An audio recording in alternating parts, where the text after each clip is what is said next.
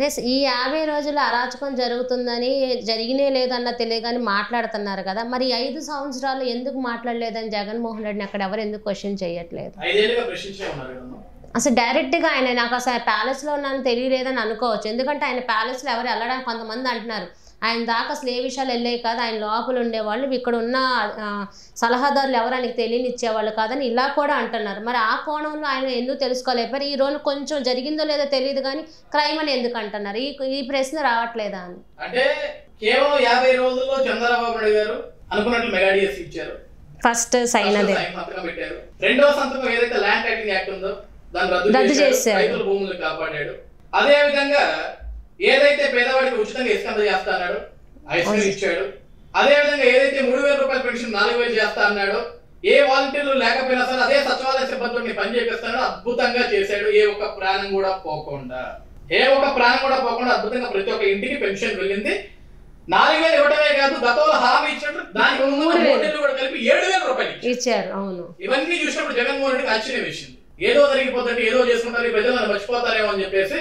ఇప్పటికీ డౌట్ ఏంటంటే రాష్ట్రంలో అక్కడ అరాచకం జరుగుతుంది, ఇక్కడ కొట్లాడుకుంటారు, ఇక్కడ చెప్పుకున్నారంటే అది కూడా వీళ్ళే కావాల్సుకొని చేయించి, అది కూడా నాకు కూడా తెలియదు. బట్ నా డౌట్ ఏంటంటే జగన్మోహన్ రెడ్డి రియల్ మెంటాలిటీ. ఎందుకంటే వాళ్ళ బాబాయ్ ఆలయం చెప్పించుకొని చంద్రబాబు గారి మీద వేశారు. ఆయన కొడుకుతో దాడి చేయించుకొని ఒక అమాయకులు తీసుకెళ్లి 5 సంవత్సరాలు జైల్లో పెట్టాడు. మొన్న ఎలక్షన్ ప్రచారం అతని రాయతోడు కొట్టించుకున్నాడు, ఆడ అమాయకులు తీసుకెళ్లి జైల్లో వేస్తా అంటాడు. ఇవన్నీ నిజంగా అతని మీద నిజంగా దాడులు జరుగుంటే దాని పర్యావరణ ఇంకో విధంగా ఉండేది కదా. అతనికి తెలుసు అతనే చేయించుకున్నాడు అని. ఎప్పుడైనా ఖాళీగా ఉన్నాడు, పవర్ పోయింది కాబట్టి పనికి వాళ్ళ ఆలోచనలు 100 వస్తాయి జగన్. అంటే జగన్మోహన్ రెడ్డి ఇలా చేస్తే ఎవరైనా కదిపి గోల చేస్తే కానీ దీన్ని ఇంకా చేద్దాం చూస్తున్నారు, కానీ ఎవరైనా కదపట్ల, ఆయన వదిలేశారు. ఎవరు కదపట్లేదు కాబట్టి ఆయన కదులుతున్నాడు. అయినా సరే ఎవరు స్పందించట్లేదు కాబట్టి ఢిల్లీ వెళ్ళారు. వాస్తవానికి ఏంటంటే ఈ రోజు జగన్ ఢిల్లీ వెళ్తున్నాడు. అంతకుముందు జగన్ ఒక బటన్ నొక్కేటప్పుడు రాష్ట్రం అంతా మాట్లాడేది. మరి ఇదే జగన్ ఈ రోజు ఫ్లైట్ ఎక్కి ఢిల్లీ పోతుంది, ఎందుకు కూడా మాట్లాడలా? పనికి మూలం 7 పోతే పోనీ రాను వదిలేశారు, అంతేమి లేదు. అంతే. ఓకే, ఇప్పుడు రానున్న రోజుల్లో అసలు ముఖ్యంగా ఈ రాష్ట్రం ఎలా ఉండబోతుంది ఒక 1 year లో అనేది మీరు ఏమైనా అంచనా వేయగలరా? అంటే ఒకటమ్మా ఇక్కడ అంచనా వేయడానికి అంటే డిస్కషన్ మీరు అందరూ అనుకుంటారు కదా, ఎందుకంటే పార్టీతో వెనక యువత మీరు ఉండి కష్టపడుతూ చూస్తూ ఉన్నారు, ఖచ్చితంగా మీకంటే ఒక డిస్కషన్ ఉంటుంది, ఇలా చేయబోతున్నారు, ఇలా ఉంటుంది, ఇలా. ఇప్పుడు ఎందుకంటే సీఎంగా అయిన వెంటనే మొత్తం అమరావతి మున్సిపల్ సంబంధించిన మొత్తం లైట్లతో సహా ఒక్క డే నైట్లో వేసేసారు. మొత్తం ఎన్ని జేసీబీలు వచ్చి ఎన్ని చేసినాయి.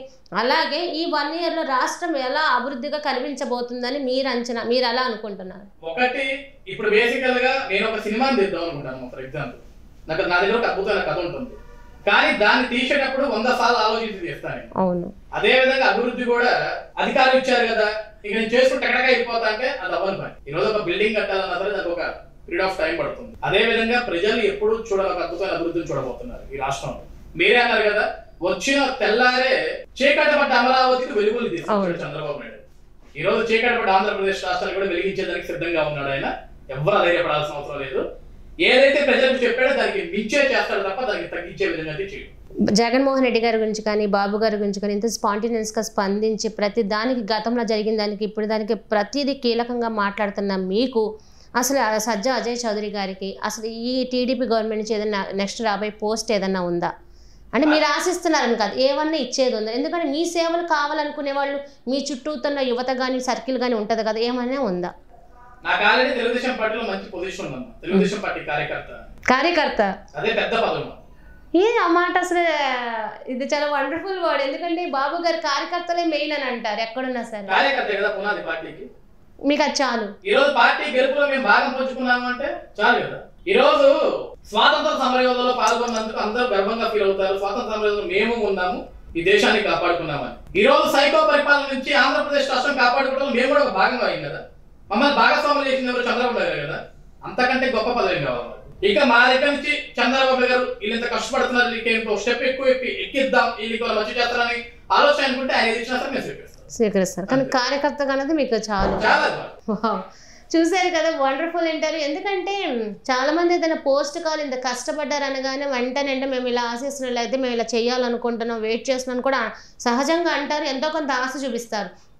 కానీ కార్యకర్తగా ఉన్నాము, ఇంతకన్నా మాకు అసలు కార్యకర్తలే మాకు ముఖ్యం అనే విధంగా చెప్పడం అనేది టీడీపీకి ఉన్న డిసిప్లిన్ కానీ అడ్మినిస్ట్రేషన్ కానీ ఎలా ఉంది, అందులో వర్క్ చేసే అంటే వర్క్ అంటే కార్యకర్తల నుంచి పెద్ద పదవులుగా తీసుకునే వాళ్ళందరి మాట ఒకేలానే ఉంది, కార్యకర్త అనే పేరే అంటున్నారు. మరి చూద్దాం, మరొక ఇంటర్వ్యూలో మీ శ్రావణి మిమ్మల్ని మళ్ళీ కలిసి అందరూ సెలవు, నమస్కారం.